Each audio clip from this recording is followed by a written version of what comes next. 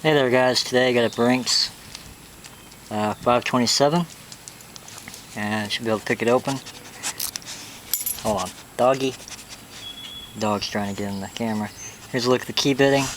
Yeah, lock does have security pins. Does work. Go ahead and open it up, so there it is working. Close it back up.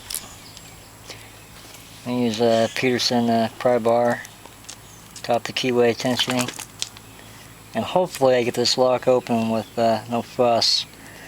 I've only gotten this lock open 2 or 3 times so far, but give it a try here. It's got serrated key pins, and it's got serrated and spool driver pins. Got a little bit of a false set.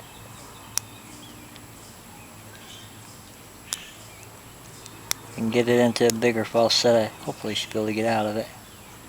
Get the lock open here.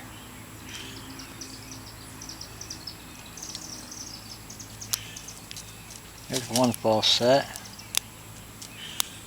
There's another false set.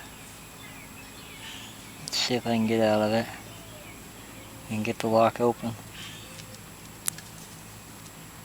There it is. I'm so glad I got that on camera. There it is. Brinks 527 picked open. I got a little bit of rust on this lock. This lock was sent to me by Sivatniknar. Sorry if I got the name wrong. He's in the Midwest. He sent this lock to me like 2 years ago, before I became disabled.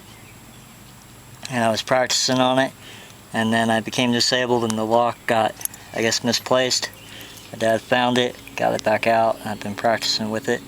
There it was, picked open. And if you want to see this lock taken apart, check out Alex Blate. I believe he picks it and takes it apart and shows what's inside. But as always, you guys have a good one, and thank you for watching.